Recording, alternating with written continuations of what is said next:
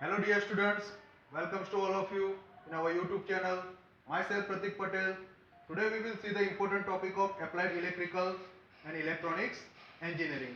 So today's our important topic is DC servo motor. ठीक है, तो आज हम DC servo motor के बारे में जानेंगे.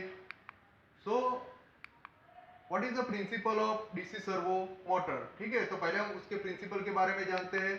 सो principle of operation of a DC servo motor is same as that of a conventional DC motor. ठीक है, तो कन्वेंशनल अपना जो डीसी मोटर है उसके प्रिंसिपल पे वो क्या करता है, तो वर्क करता है. तो बेसिकली उसका प्रिंसिपल क्या है.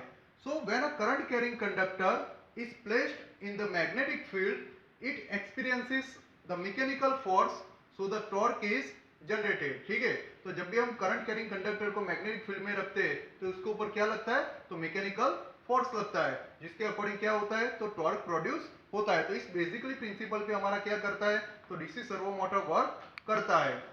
The torque is proportional to the product of the flux and the current flowing through the conductor. और यहाँ पे जो टॉर्क प्रोड्यूस हो रहा है वो किसके प्रोपोर्शनल होता है, it's will be proportional to the product of the flux and the current produce through the conductor. ठीक है, तो ये था हमारा principle of DC servo motor. Now यहाँ पे आपको फिगर में दिख रहा है कि जो उसका कंस्ट्रक्शन है, बेसिकली उसका डायग्राम है, उसका क्रॉस सेक्शनल एरिया है. ठीक है, तो डीसी सर्वो मोटर दिखता कैसा है, यहाँ पे आपको उसके सारे पार्ट्स दिए गए, तो ये उसका कंस्ट्रक्शन है. ठीक है, अब हम हर डीसी सर्वो मोटर्स के जो डिफरेंट टाइप्स ऑफ पार्ट्स है उसके बारे में हम डिटेल्स में देखते हैं. ठीक है, so the DC servo motor is a DC which has a 5 following parts. The first one is that stator winding. ठीक है, तो पहला हमारा कौन सा है, तो स्टेटर वाइंडिंग है. तो स्टेटर वाइंडिंग क्या है, तो this type of winding on the stationary part of the motor. ठीक है, तो ये जो वाइंडिंग है वो बेसिकली कहाँ पे होता है, तो हमारा डीसी सर्वो मोटर का जितने भी स्टेशनरी पार्ट्स है वहां पे हमको वो दिखने को मिलता है. It is also known as a field winding of the motor, जिसे अपने क्या बोलते हैं, फील्ड वाइंडिंग भी बोलते हैं. The second one is that rotor winding. ठीक है, हमारा दूसरा जो है पार्ट वो क्या है, तो रोटर वाइंडिंग है. So what is the rotor winding, so this type of winding wound on the rotating part of the motor. ठीक है, उसके नाम से हमें पता चलता है, तो मोटर के जितने भी रोटेटिंग पार्ट्स है उसके ऊपर हमें बेसिकली क्या, तो रोटर वाइंडिंग देखने को मिलता है. It is also known as a armature winding. ठीक है, तो इसे अपने आर्मेचर वाइंडिंग भी बोलते हैं.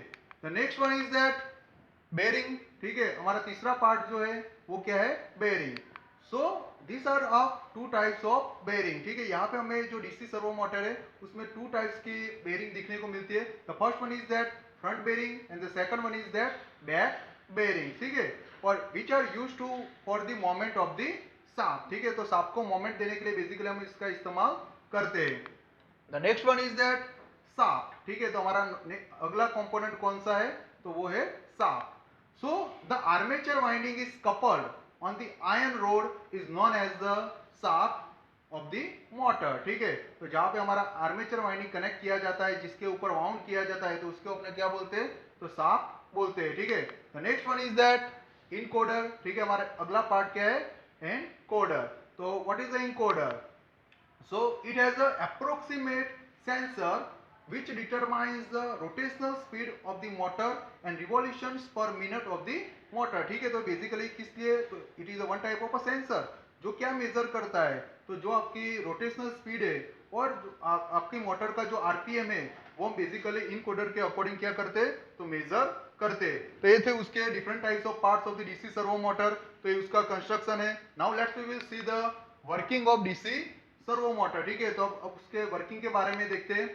So servo motor controls the position and speed very precisely. ठीक है, the next one, a potentiometer can sense the mechanical position of the shaft, hence it couples with the motor shaft through gears. ठीक है, तो ये क्या करता है, तो आपका जो पोटेंशियोमीटर है वो आपकी शाफ्ट की पोजीशन को क्या करता है, तो मेजर करता है, उसको इंकोड करता है और फिर क्या करता है, तो उसके अकॉर्डिंग मोटर गियर के थ्रू उसे कनेक्ट किया जाता है. ठीक है, the current position of the shaft is converted into electrical signals by potentiometer and is compared with the command input signal. ठीक है, in modern servo motors electronic encoders और sensors sense the position of the shaft. ठीक है, तो modern में अपने क्या करते हैं, तो जो इलेक्ट्रॉनिक इंकोडर्स है उसका आपने बेसिकली इस्तेमाल करते हैं, अभी पोटेंशियोमीटर का ज्यादा इस्तेमाल नहीं होता है, ठीक है। We give the command input according to the position of the shaft.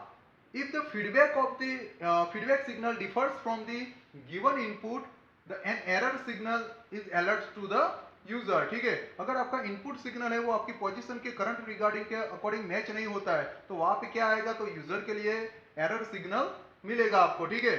Now we amplify this error signal and apply as the input to the motor.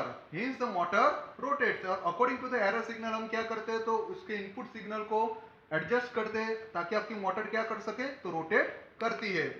When the shaft reaches to the required position, error signal becomes zero and hence motor stands still holding the position. ठीक है, as the actual input to the motor is the difference between the feedback signal, means the current position, and the required signal, hence speed of the motor is proportional to the difference between the current position and the required position. Here the amount of power required by the motor is proportional to the distance traveled by the